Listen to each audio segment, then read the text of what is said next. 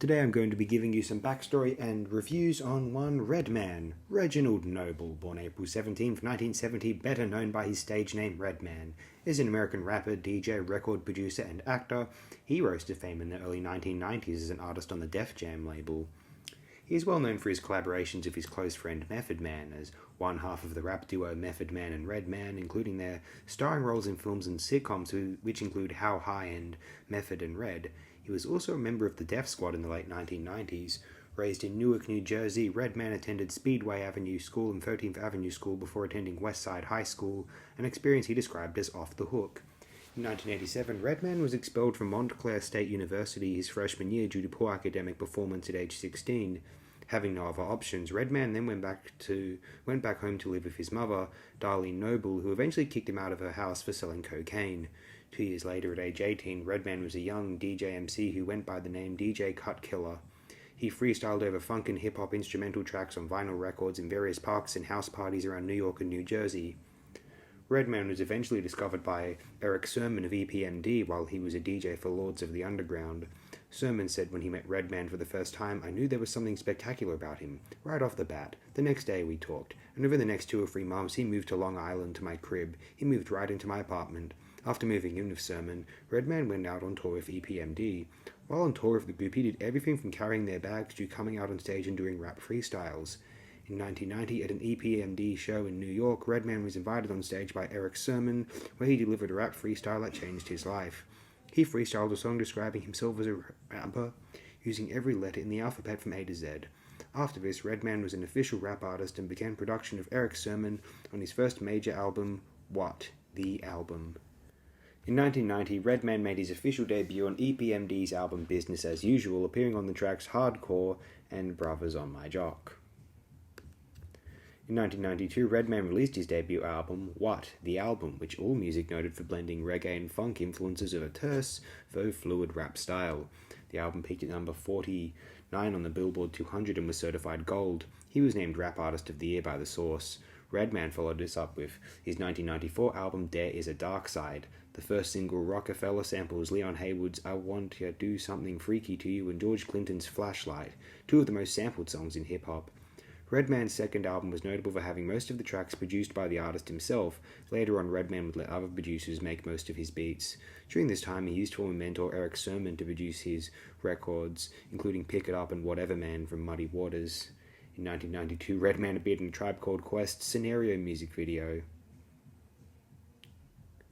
The album debuted at number 13 on the US Billboard 200. The album was certified gold. The Redman has said that he was on drugs during the recording of the album, and they said in 2010 that he had not played the album in recent years because it was made during one of the more dark times in his life. Now I'll read out some really good and detailed Rate Your Music reviews. Firstly, Team_Vampire on April 22nd, 2009. Basically, it's ridiculous to pick out tracks/beats from this album. The production is all super dense boom bap, using a lot of George Clinton samples. Redman raps pretty much the same way, all the way through about the same topics, and the songs are really not that easy to tell apart. To be honest, the endless flowing here works to his favour. It's just more room for Red to drop ridiculous amounts of lyrics. Luckily, there are almost no guest appearances, though Red ate up Erick Sermon and Hurricane G easily.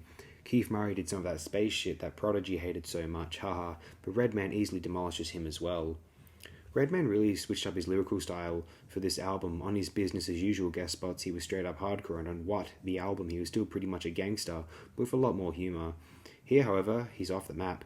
Dr. Trevis' intro warns us that we're in for something totally different. Redman in 94 is just willing to go off on insane tangents apparently unrelated to what he was previously talking about. Like Red says, he's confusing like Rubik's Cube boxes. Unlike with Cool Keith, though, it doesn't annoy me. Redman is just a funny guy here. The Sean Price/Eminem fan in me would put this period of Redman as one of the best rappers of all time. He's got that iconoclastic humour that makes him quite edgy, but also the warm charisma that makes it hard not to like him. Not only does he flow really well, but there are multiple points in each song that will just crack you up. Well, if you like immature humour about fucking your enemy's mama. Nearly every line on Green Island makes me nearly piss myself. Redman was always funny throughout his whole career, but the frat boy humour, not dissing it, on his later albums or the Meth and Red material is bolstered here for a lot more surrealism and darkness. Man, that line in Sooperman Luva II where he shoots the woman from Bewitched just for the fuck of it is, for some reason, really totally hilarious to me. Can't forget his constant hilarious ad-libs during his raps and intros. There's no way his Ace Ventura impression on Wuditlooklike should be so funny. A kid called Marshall Mathers was definitely listening and learning. I also give Redman a lot of credit for doing great production for well over 2/3 of the album. It was pretty bold or crazy. Of Red to sample I Want to Do Something Freaky to You for Rockafella only a couple years after Nothing But a G-Fang, but his beat sounds totally different to Dre's, well as different as it could be. He definitely made it more his own than Master Ace. Red gets a bit of help from Erick Sermon and Rockwilder. The bassline on Rockwilder's beat is crazy, but Red shows himself to be extremely gifted at creating beats that work for him. The more refined, chilly Erick Sermon beats are a nice break from Redman's much more busy tracks, but they don't break from the overall feeling of the album. The only minor problem for me is that a few of the skits are weak, and the remix of Tonight's Tonight is the worst track here. Admittedly, it's an 8 out of 10 rather than a 10 out of 10. Oh, who cares? This rating system's stupid. But it's a noticeable step down in quality. It's cool that Redman wanted to do a totally different beat for this remix, but the original is probably one of my favourite beats ever. This one sounds half-assed and messy in comparison. I don't know if I'd recommend this as a first purchase for someone curious about Redman, though it was the first album of his I bought, and I'm pretty sure it's made me a lifelong fan. Me want to start with the more generally accepted classic What the Album, though. Or people who are annoyed by any kind of abstract rapping may want to try the Meth and Red album or Muddy Waters. Even though I really like all the Redman albums I've heard, even Malpractice is tight really, this is the Redman album for me. I guess Redman is less reliant on Erick Sermon than I thought. Unfortunately, he wouldn't really follow this direction much in the rest of his career. I have to admit, I don't think I really like what I've sampled from the Redman albums released after Muddy Waters. Anyway, GOZ on June 12, 2009. Prepare to take a journey to the dark side. Your tour guide is an Afro black man high on weed and acid. Jimi Hendrix? No, but close enough. So buckle your motherfucking seatbelts. Don't worry, take one more hit of the oxygen mask. Calmly put your head between your legs and kiss your black ass goodbye. There is a Darkside is produced by Erick Sermon and Reggie Noble. The beats, except for Can't Wait, are subtle, spacey, driven by percussion and bass and have weird background noises. This isn't all that different from Sermon's other mid-90s production, but it is a little more unorthodox than usual. Even stranger than the production is Redman's rapping. Redman is still talking about the same subjects as What, the album? Well, I think he is anyway. His wordplay and the things that literally come out of his mouth are completely fucked up and I barely know what the hell he's talking about. Redman has always been one of those MCs that you have to listen to several times to catch everything he says, but he's just not making any sense here, and I've listened to There Is a Dark Side a million times. That's okay because his flow and technique are as sharp as ever here, not to mention that he's hilarious here. What's your favourite fucked up moment on this album? Noorotic's Fuck You bridge, Redman interrupting his song to quickly fuck a girl down, Redman rapping as an old man, his deacon joke, where he gives himself props for his Bruce Lee line, or the fact that his remix of Tonight's Tonight is nothing like the original? You decide. What's the problem here?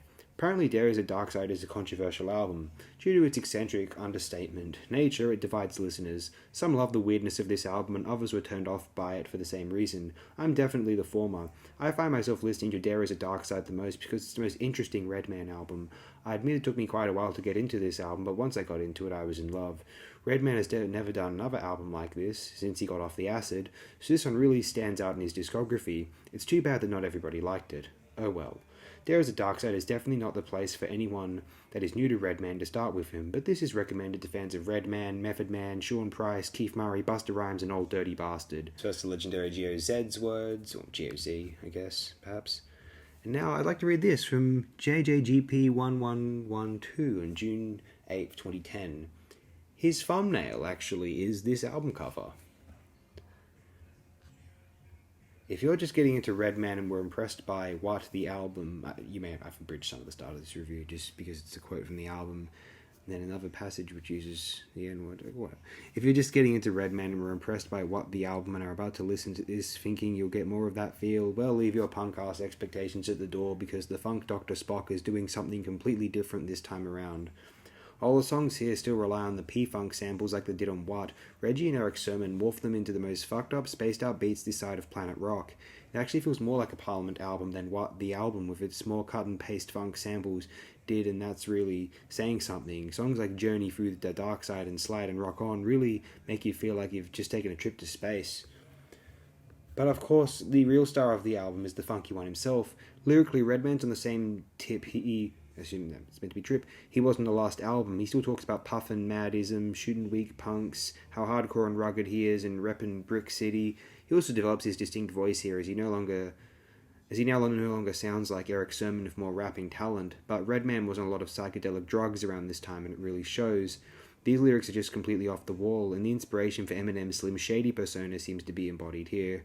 Redman's bars sometimes take multiple listens to make sense of. His lyrics are sharp and he has the most bizarre punchlines and insider pop culture references. If you don't hear a line and rewind and say, "Wait, what?" at least once, you're doing it wrong. His whole personality is crazy here, whether it's stopping in the middle of Noorotic to dick a bitch down, can any MC do this and come back on the mic, or rapping onto 3 different personas on Green Island.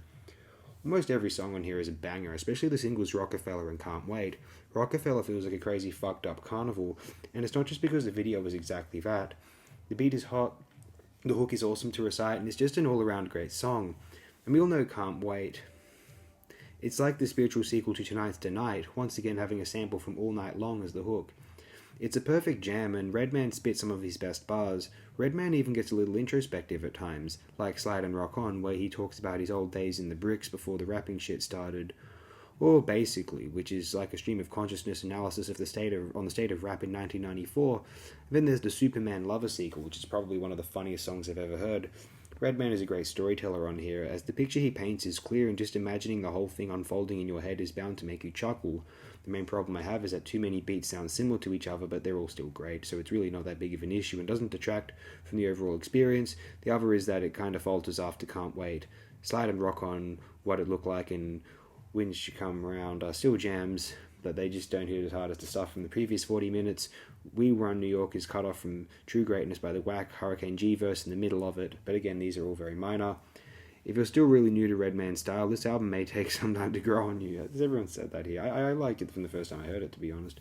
I can speak from experience, as I was completely taken aback on my first listen and took a while for me to fully appreciate the sound. But once you get into it, you'll see that it's one of the many crowning achievements of 1994. Truly an underrated album that deserves more recognition than it gets. Rock On. Yes, terrific album. Really appreciate it. And I appreciate you all for having persevered through this video tribute for Redman's There Is a Darkside. Excellent stuff. Thanks again, friends.